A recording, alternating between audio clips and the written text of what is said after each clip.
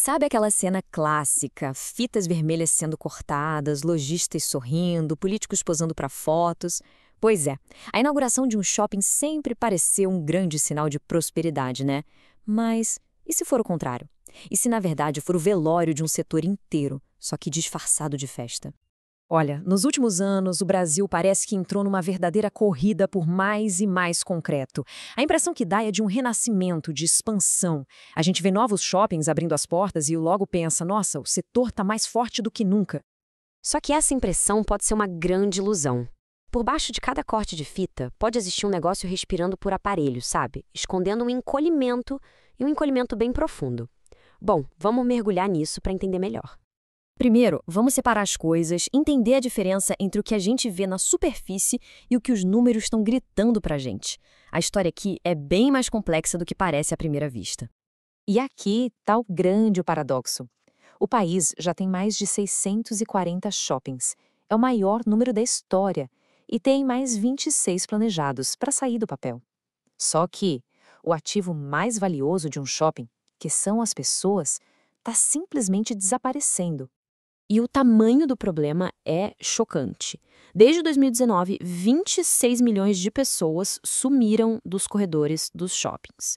O fluxo mensal, que era de 502 milhões, caiu para 476 milhões de visitantes.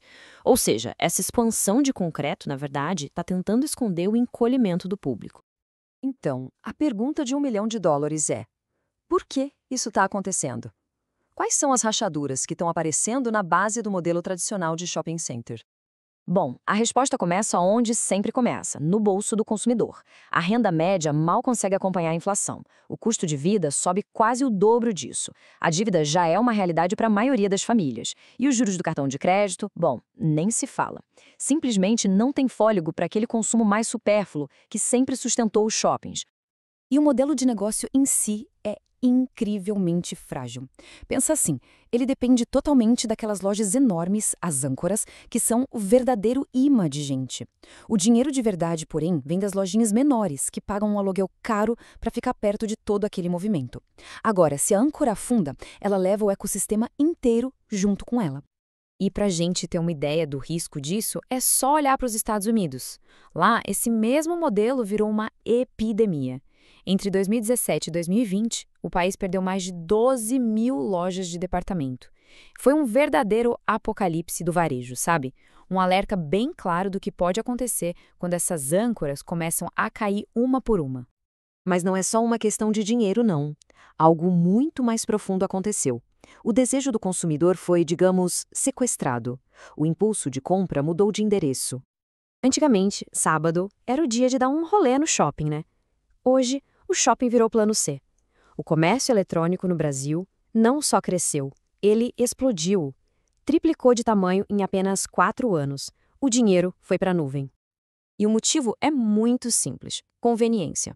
O e-commerce oferece o que a pessoa nem sabia que queria, com um clique entregue na porta de casa. Os shoppings não estão morrendo de abandono, eles estão morrendo de falta de tempo. Eles perderam a batalha pela praticidade. E quando o vazio começa a tomar conta, nasce um fantasma. Um fenômeno que assombra o varejo no mundo todo, o Dead Mall. O termo é exatamente para isso, para esses espaços com corredores desertos, letreiros que ficam piscando para o nada, escadas rolantes paradas. São a imagem do colapso, o retrato de um lugar que perdeu sua função social, aquele espaço que ficava entre a casa e o trabalho, onde a vida acontecia. E isso não é um futuro distante, não. Nos Estados Unidos, já é uma realidade gritante, 1 em cada 5. Centenas de shoppings foram simplesmente abandonados, virando ruínas modernas de uma era pré-digital. Diante dessa ameaça toda, a indústria brasileira de shoppings não está parada esperando o fim chegar. Ela está tentando desesperadamente se transformar em outra coisa. E essa mutação é bem clara. O shopping está deixando de ser um centro de compras para virar um centro de serviços. A fatia de serviços e conveniência já passa dos 10% das lojas e em vários lugares já supera o varejo de moda. Onde antes tinha vitrine, agora tem infraestrutura. Em vez de vender roupas, eles vendem consultas, refeições, espaços de trabalho. Cada loja que fecha vira uma nova utilidade. O shopping está tentando ser tudo aquilo que resta quando o consumo sozinho não é mais suficiente. Mas quem é que está pagando por essa transformação?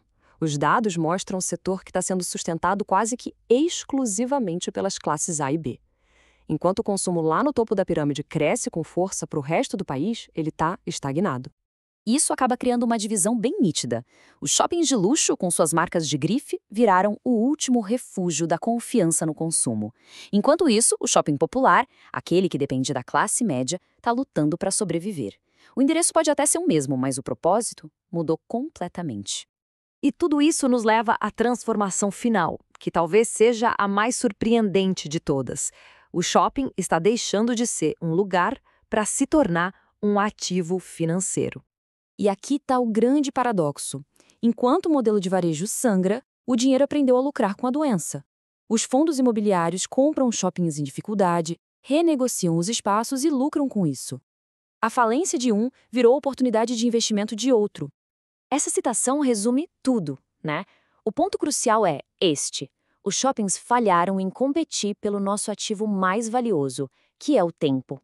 Eles viraram uma espécie de ruim elegante da era pré-digital, uma era em que o tempo era mais lento e o consumo era um evento coletivo. Então, a pergunta que fica é: a gente está assistindo a um funeral ou ao nascimento de algo completamente novo? O templo do consumo como a gente conhecia talvez tenha morrido, sim, mas o seu esqueleto de concreto está sendo reanimado com um novo propósito. A questão é: para quem?